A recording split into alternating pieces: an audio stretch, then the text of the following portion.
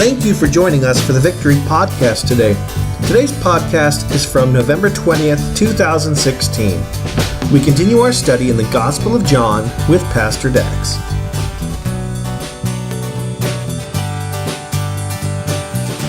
I wasn't always a pastor. I had another career before full-time ministry, and it was kind of boring, but it was working for a big bank. And you'd have these occasional sort of leadership classes or motivational speakers and that sort of thing. And there was a story, I think it's probably more like an urban legend, that was passed around in these sort of business leadership circles. And it went something like this, about this executive who was traveling on an international flight somewhere, and he fell asleep. And he woke up to have a giant cockroach crawling down his cheek.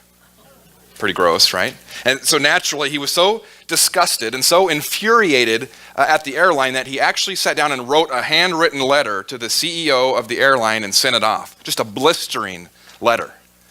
And about a week later, he got a reply in the mail. And it was just dripping with apologies. It said, we take very strict precautions to prevent this kind of thing from happening, but obviously we failed on this occasion. We've pulled that plane out of service, and we won't return it to the lineup until it has been thoroughly disinfected and cleaned and stripped from everything that was wrong with it. You have my deepest apologies. Please present this letter the next time you fly with us for a complimentary upgrade to first class. And it was signed by the CEO of the airline himself. Well, the man, of course, was quite impressed with that, rather satisfied with that. And so he carefully filed the letter away, and he crumpled up the envelope that he came in and tossed it over into the waste paper basket.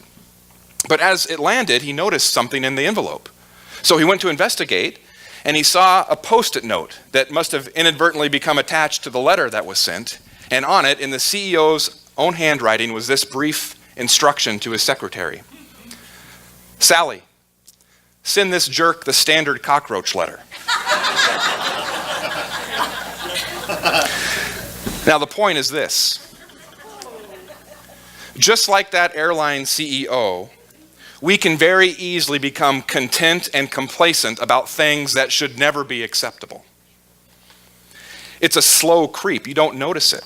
It begins with little compromises in your life, and eventually it snowballs into tolerating greater and greater error. And before you know it, mediocrity becomes normal.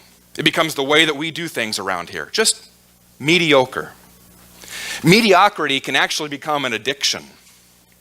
That seem like too strong of language? Just see what happens when you try to reverse the pattern of mediocrity that is set in somewhere. Watch the resistance. Watch the hostility. Watch the refusal. It can happen in an office building. It can happen in an academic institution. It can happen on a job site. It can happen on an athletic team. It can happen in a local church. Friends, it can even happen in the life of someone who claims to be a Christian. You know the kind. The Christian who lives by the principle of the least. What is the least I have to believe to be a Christian? What is the least I have to do and be a Christian? What is the least I need to serve? What is the least I have to give? What is the least level of commitment that I can make? Have you encountered that attitude? I'm always very uncomfortable, if not completely skeptical, to hear someone who claims to be a Christian think that way. Why? Because it's absolutely incompatible to think of the least you can do in a relationship with someone, Jesus Christ, who claims to be the greatest. If that attitude is even compatible at all with Christianity, it is at best mediocre. A thing to be pitied, really. Because that kind of so-called Christianity reveals an enormous failure to recognize just how great Jesus Christ truly is. And that's what we've been seeing here in these 18 verses that open John's gospel. We've been reminded of the greatness of Jesus Christ. And John takes up the task of introducing Jesus to us here, or maybe in your case, reintroducing him. And maybe that's what we really all need in here. Maybe for most people in this room, maybe for everybody in this room, you don't need to be introduced to Jesus. You know his name. You've heard the stories. You may have even grown up in church your entire life. Maybe what all of us really need is to be reintroduced to him. To meet him a second time. To meet him again. Only this time around with a more accurate appreciation for who he really is. Is it possible this morning, as you sit there and think about your relationship with Jesus, is it possible that your assessment of him, that your appreciation of him, that your understanding of him has been undersized? This is a huge issue. Because if your assessment of Jesus Christ, because your assessment of Jesus Christ will have direct consequences to your experience of the Christian life.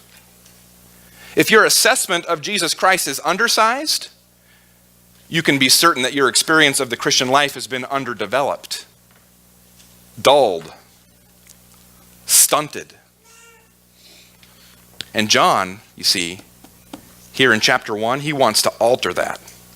He wants to shatter that kind of assessment. After looking at these opening 18 verses in John's gospel, I mean, how can someone only give a least level kind of commitment to this man? Once you've recognized that he is the fully divine Son of God, verses 1 and 2, the exclusive creator of everything, verses 3 through 5, the object of God-ordained witness, verses 6 through 8, the means of dividing the entire human race, verses 9 through 13, and the ultimate exposition of God himself, verses 14 through 18.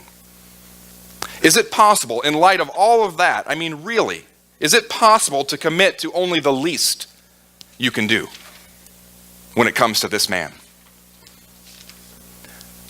John's burden here is to show us that that attitude is utterly incompatible with who Jesus really is. Which is, of course, the very question we've been dealing with over the last several weeks. We've been asking, who is this Jesus? And last week we introduced our final answer to that question. And we said it like this: Jesus Christ is the ultimate exposition of God. He's the ultimate exposition of God. This eternal Word who has come to us now as a man who clothed himself in full humanity is the fullest, most comprehensive explanation of God himself. And this is really the second of 2 Sundays that we're taking to unpack the full significance of what's in verses 14 through 18, which we've needed, especially as we gave attention last time to all the foreshadowing in the Old Testament that helps us understand really what John's saying here, especially in verse 14, but extending into today. Remember what we saw last time in verse 14? Let me just refresh your memory. First, we discover that Jesus Christ is the one in whom God and humans meet. It says there in verse 14, and the Word became flesh and dwelt among us. He came to live with us. He pitched his tent among us. Or even more literally, do you remember? He tabernacled with us. And of course, the moment John says that, he tabernacled among us, every Jewish reader has alarm bells going off in his head. Because they realize John's saying that everything that the tabernacle foreshadowed is now realized and fulfilled in Jesus Christ. He now is the tent of meeting. The one in whom humans and God can now encounter each other. And we also discovered that Jesus is the one in whom God's glory is made manifest. You want to see the glory of God? You look to Jesus Christ. Notice there, it's still in verse 14, and the Word became flesh and dwelt among us, and we have seen his glory. What kind of glory? Glory as of the only Son from the Father.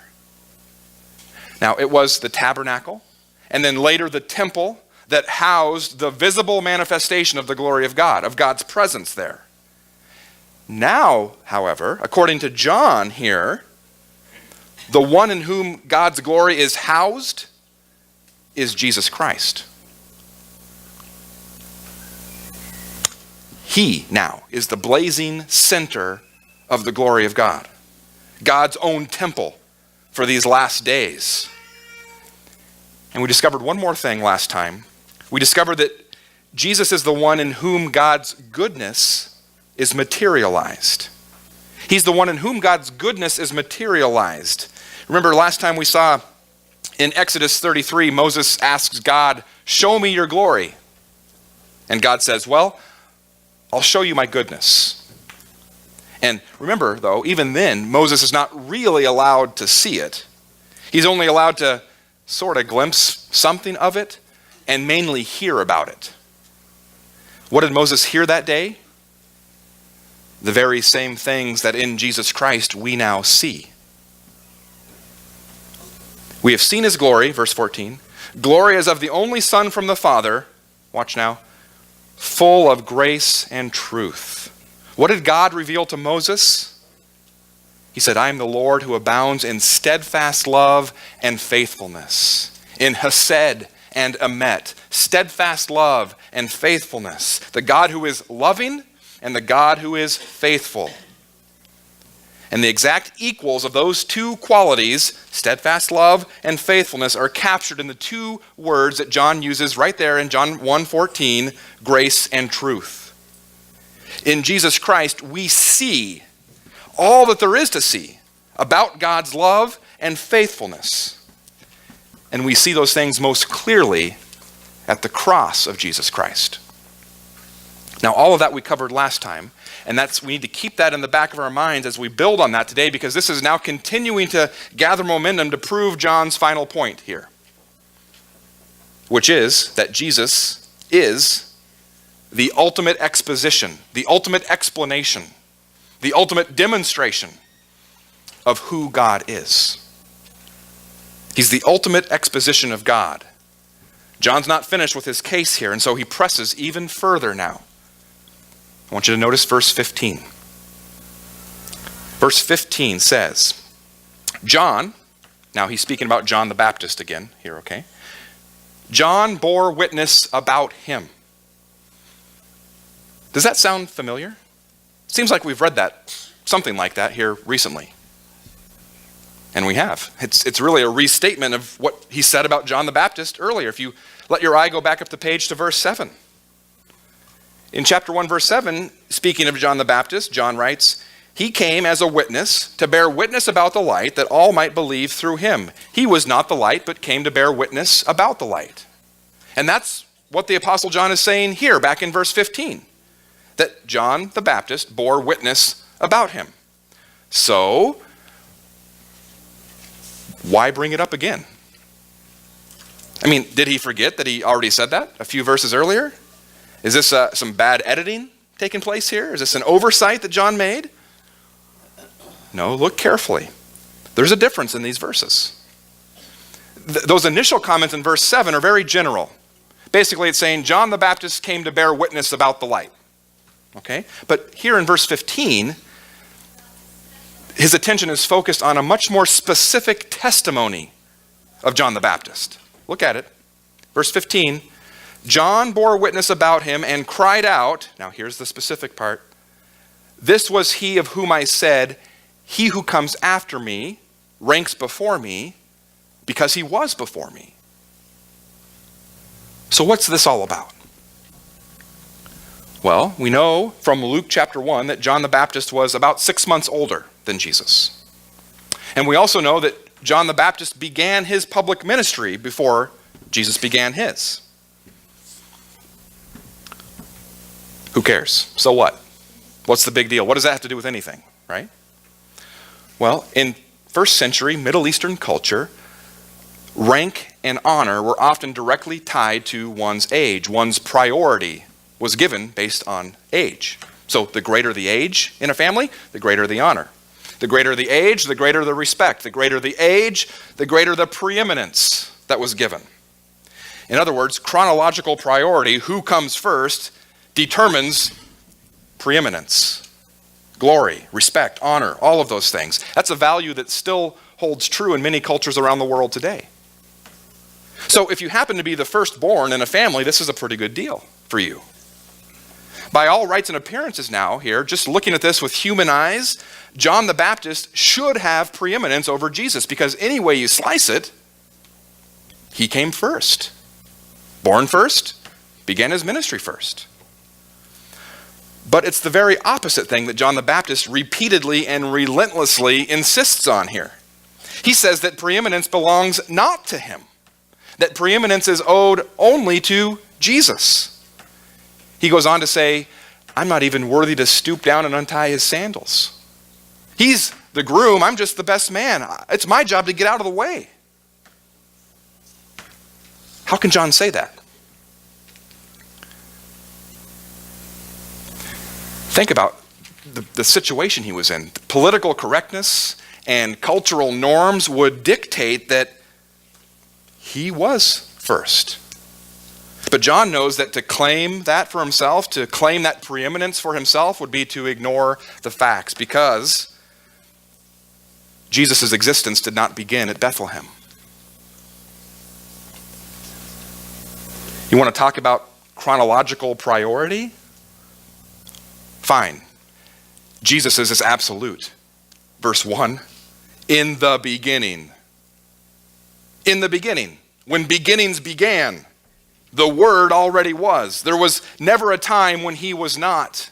John is saying Jesus is the pre-existent and eternal one who has always been. That means that ultimate preeminence is owed to him and him alone. That's the witness of John the Baptist here. That's what he's saying in verse 15. And don't you agree with him this morning? That preeminence is owed exclusively to Jesus Christ? That's what John the Baptist says. And now the Apostle John says, I'm sure all of you sitting here this morning would agree with that. Where do we get that idea? From the very first word in verse 16. And the ESV translation, which is up on the screen, mirrors the Greek text here, because this sentence begins with the word for. Some of you may be looking at a version there in your laps that doesn't translate the word for, which is really a shame in this case, because it's that word that links these two verses together. What the Apostle John is saying is this. Verse 15, John the Baptist exalted the preeminence of Jesus Christ. And I know you'll all agree because, verse 16, for from his fullness we have all received grace upon grace. For from his fullness. And that should take your mind back to verse 14. Remember how verse 14 ends? That Jesus is full of grace and truth. Now, from his fullness, we have all received grace upon grace. What does that mean? Grace upon grace. Are we to think of that like Christmas presents stacked under a tree, just one on top of another? Or maybe like the waves of an ocean, just lapping up on the shore again and again, wave after wave after wave of God's grace being poured out in your life. That's true, isn't it? I mean, that's wonderfully true. I'm sure many of you could testify to the truth of experiencing God's grace like that this morning. As a concept, it's most certainly true, but is that what John is saying here? Listen to how it reads in the original language.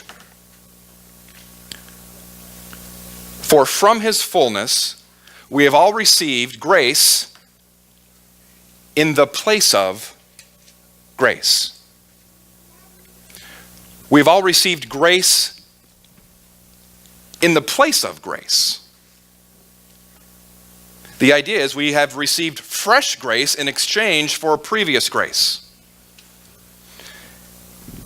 And you might still be scratching your head and thinking, how can grace be exchanged for grace? How can grace be given in the place of grace? How does that work? Grace instead of grace?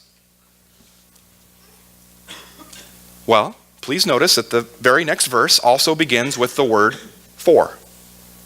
Can I tell you a little secret about Bible study here? This is a freebie, okay? In politics, there's a saying that goes, follow the money, follow the money, follow the money, right? With Bible study, there's something very similar that you can remember. Follow the little words. Follow the little words. Follow the little words. They will tell you everything. Case in point, the little word that begins verse 17 right here. For. What that tells you is that verse 17 is going to explain verse 16. Okay, so we don't have to scratch our heads and think, what could this possibly mean? Grace instead of grace. Let's see. No, you don't have to invent something in your own mind to try to understand this. John's going to tell you, if you'll let him. For from his fullness we have all received grace in the place of grace, for the law was given through Moses. The law. That was certainly a kind of God's grace. Think about it. To be given the revelation of God himself, the blessing that the law was to the people of Israel, no other people or culture on the planet had direct revelation of God. They were given this. The law taught God's people about themselves. It was a good and a wonderful gift from God, an expression of God's grace. The problem is, it wasn't gracious enough to save us. You see, the law demands. And in so doing, it reveals the will of God. That's a wonderful and gracious thing. But having said that, the law brings with it no enabling power to fulfill those demands, which is something that we all desperately need given our fallen and sinful state. But then again, that was never the purpose of the law to begin with. Think about everything associated with the Mosaic covenant of the law, okay? The commandments, the sacrifices, the washings, the rituals, the Sabbaths, the priesthood, the tabernacle, the feasts. Could those things actually be the means of salvation for fallen human beings like us? And the answer is no, of course not. They were never intended to be.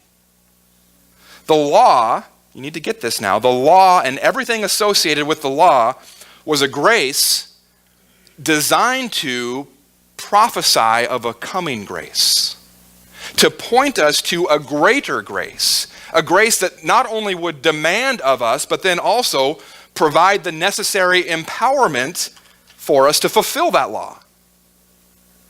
We call this the new covenant. Grace in the place of grace. Now look at it here. For from his fullness we have all received grace in the place of grace, for, now here's the first kind of grace. The law was given through Moses. Now here's the second kind of grace that replaces that. Grace and truth came through Jesus Christ. The previous grace, the law that came through Moses. And we praise God for that grace, friends, because the law did its job in salvation history. Not that anyone was saved through the law, but that the law pointed beyond itself to a coming grace that would surpass it, a greater grace, the ultimate grace.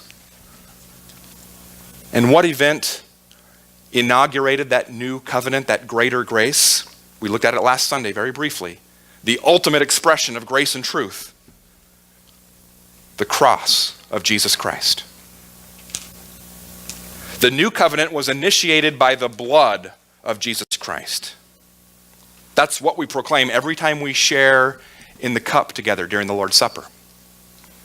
For the law was given through Moses, grace and truth came through Jesus Christ. Jesus is the source of ultimate grace in the new covenant that meets the need that was exposed by the former grace of the old covenant. Grace in the place of grace. Are you tracking with me? Does that make sense? Anybody ever read John Bunyan's allegory, The Pilgrim's Progress?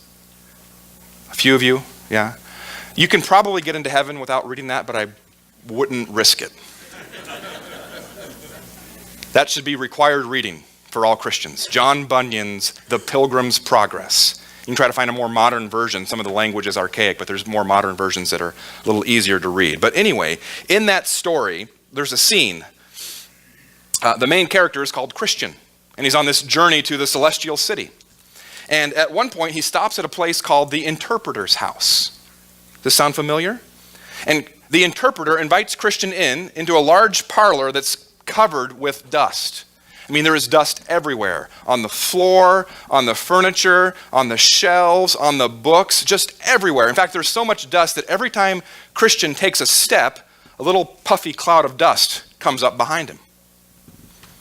So the interpreter calls for his servant, a man named Moses. And he says to him, I want you to sweep the room clean.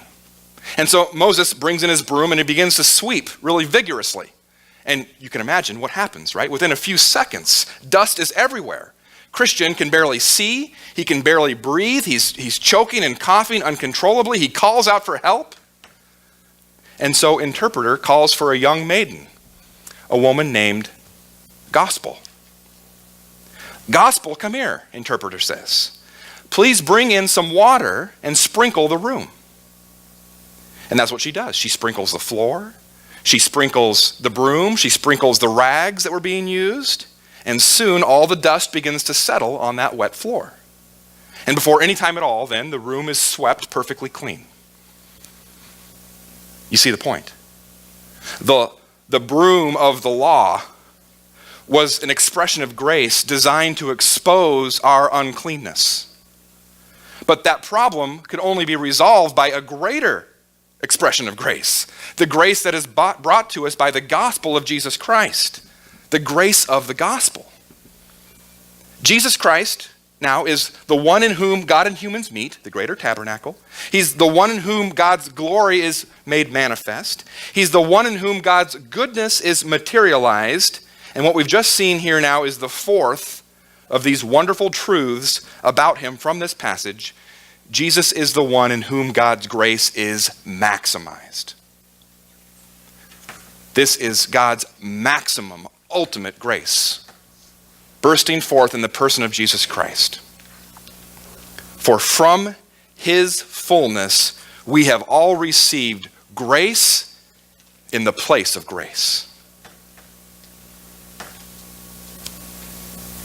One more thing. Last one. Jesus is the one in whom God is most clearly known. Jesus is the one in whom God is most clearly known. Verse 18. No one has ever seen God. And it reminds us again of that conversation between God and Moses that took place back in Exodus. Show me your glory, Moses asks, right? And God says, Moses, you can't see my face. No one can see my face and live. You don't know what you're asking. You wouldn't survive to tell the tale. So Moses, remember, is hidden in the crevice of a rock, right? Where he's allowed just for an instant to glimpse something of God's lingering afterglow as it passes by. But that's it. No one has ever seen God. Think about every vision of God that is given in the Old Testament. Every one of them is veiled in some way. The burning bush, what did the burning bush show you about God? A pillar of fire? A blazing torch? The Shekinah in the tabernacle and in the temple? The angel of Yahweh? It's all veiled, you see, but now here in John, he mentions something of an exception. Look at it there, verse 18. No one has ever seen God, semicolon. The only God. The only God. Who's he speaking about here? He's still speaking about Jesus Christ. This is an incredible expression of the deity, of the godness of Jesus Christ right here for us. Jesus is the only God, notice, who is at the Father's side. More literally, and I love this, who is the one in the bosom of the Father. This is a close place. This is an intimate place. This is the sort of place where you can hear the very heartbeat of someone else. To be in the bosom of another speaks of the greatest possible closeness. And that is so beautifully true of Jesus Christ.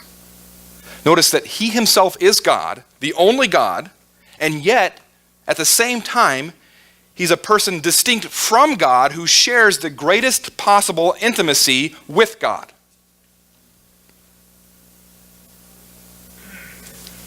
In the bosom of the Father.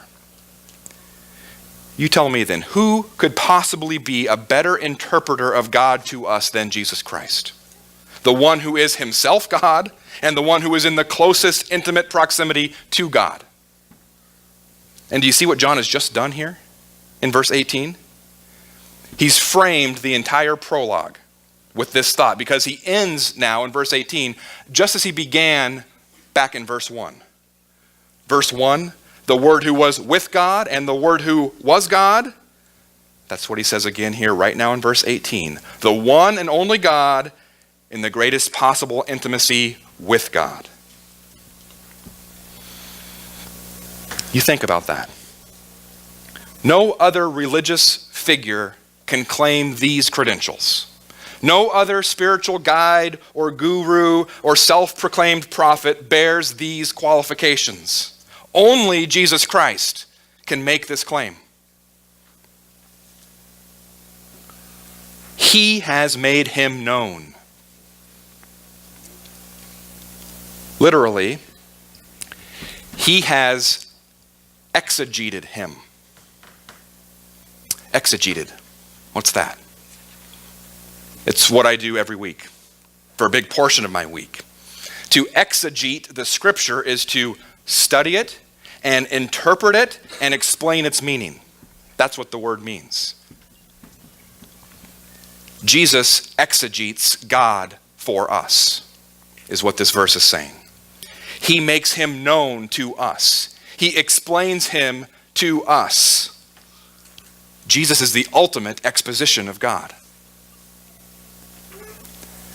Do you want to know what God is really like? How he thinks, how he feels?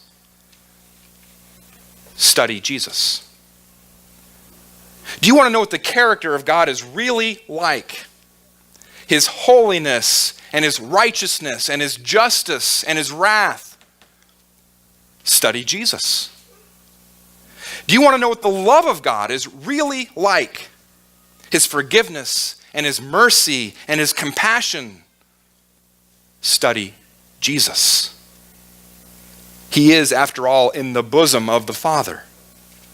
It's as though God has reached into his very being and pulled out his heart in sending Jesus Christ to us. Do you really want God in your life? Then stop fooling around. Stop playing games.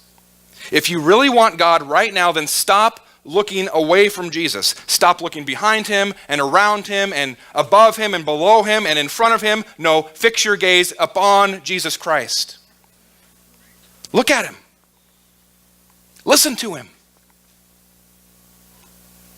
He is the greatest portrait of God that will ever be given to the human race. This side of the new creation, before we do see him face to face.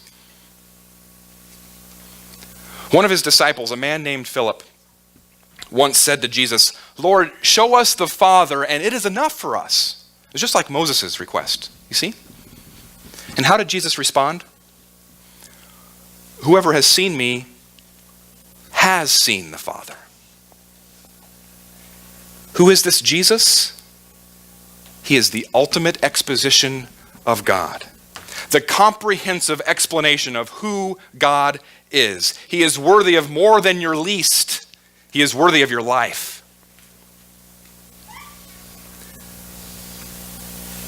You better come to terms with the question, who is this Jesus?